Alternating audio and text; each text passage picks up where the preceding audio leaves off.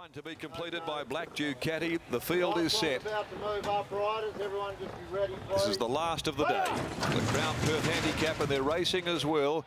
Zero Demerits back there with Beat the Bill in the early part. Black Ducati still around the first to go. Ebony Maggie jumped nicely.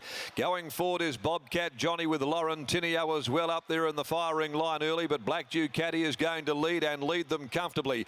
Through the first 300 to the river they go. Black Ducati by 3/4 on Bobcat Johnny. On the inside, just getting its head into the air as the speed slowed up marginally is Ebony Maggie, being closely followed by Lauren Tinio. Then 2.5 lengths to Stellaran and Creative Hero. Zero Demerits over on the fence ahead of Finger Mark, and in between horses then Go Crying. Royal Strata is next at the 800 from My Fair Valentine, and the tail ender is Beat the Bell. Black Ducati led the way at the 750. 3/4 clear from Bobcat Johnny, so a couple of the fancies, 1, 2 and the other of them, Ebony Maggie, down on the inside a length away third, being covered by Lauren Tinio. They're being followed by Zero Demerits. Over on the outside, Creative Hero coming up towards the home bend. Stellaran splits those. Finger Mark ridden along. Royal Strata Go Crying back there with My Fair Valentine. And last of all, Beat the Bell. Bobcat Johnny got his neck in front of Black Ducati. Here comes Lauren Tinio with its run. They beat off Ebony Maggie.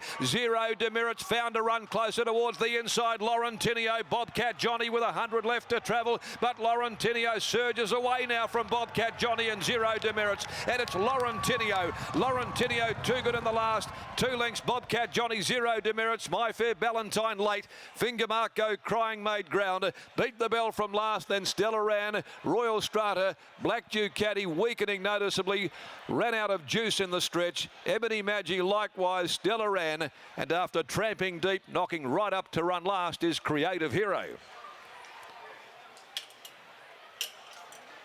Smoke and Chloe as a party. Home on Lauren Tinio for Jimmy Taylor in the last of the day to make it 3 wins from 4 runs this preparation. Number 3, Lauren Tinio. The Demerit gelding surging away from Bobcat Johnny. Zero Demerits holds on for third, and it's a tight go for fourth. It's close between My Fair Valentine and Go Crying, and the judge gives fourth the nod to Go Crying, just in front of My Fair Valentine. So 3, 4, 7 and 2, Lauren Tinio. Jimmy Taylor doing a superb job here with this Demerit gelding from Tribal Secret. It's won 5 of 30. 3 of those have been this preparation, and that was clearly the easiest of them. Raced by S.R. Wallace, R. McDonald, D. Mann, S. Colgate, G. McCardle, G. Wright, M. Wallace, and Chloe as a party, working very hard behind the scenes, Chloe, and she punches one home for Jimmy Taylor.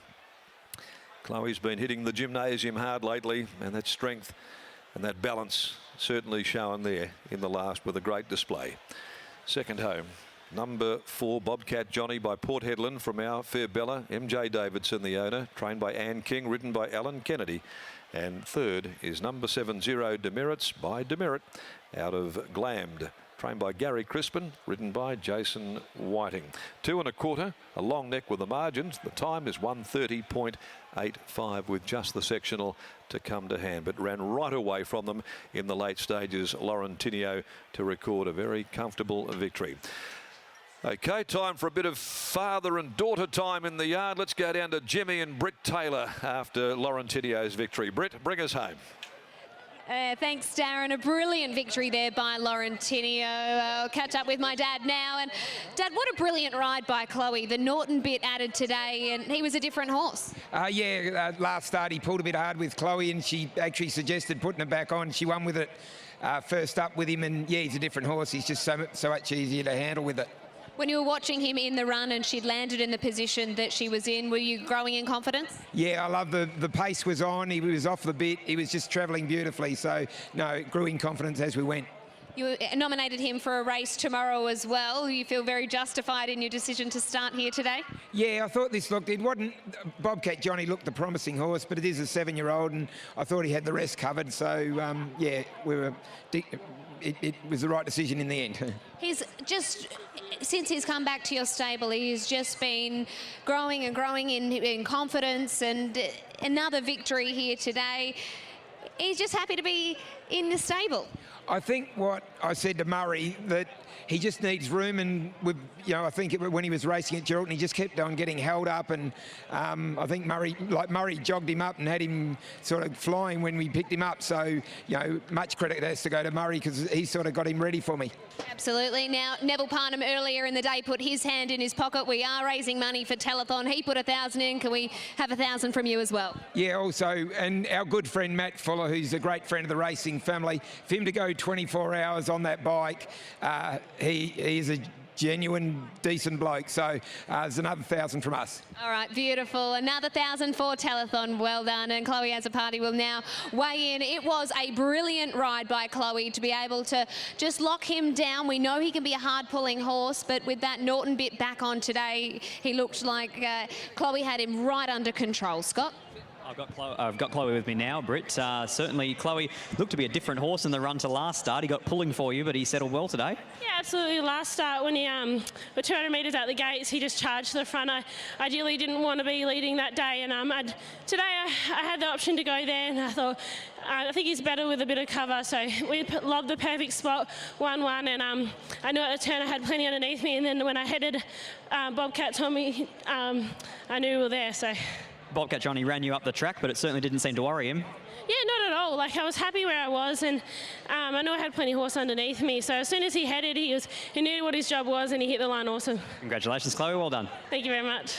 Brilliant ride by Chloe as a party to take out the last, combining with Jim Taylor and Laurentinio, a horse that is going from strength to strength this preparation, and rounds out what has been a brilliant day here on track. Irish Day, and a fair bit of money going the way of telethon. Absolutely. Britt, and I expect you to put that hand in the pocket too. Okay, you as well. If anyone's had a good day on the punt, make sure you do dig deep into the pockets. It's a wonderful cause, and there'll be something coming from us as well. There's our promise. All right, that brings us to the end of our coverage here from Ascot. You'll be back at Northam tomorrow? Certainly will. It's nice and warm, 37. I'll be there with Michael Heaton, and he'll find you a couple of winners. Okay, hopefully you find some shade. Very warm conditions there. Thanks for joining us this afternoon for our coverage from Ascot. Have a great evening.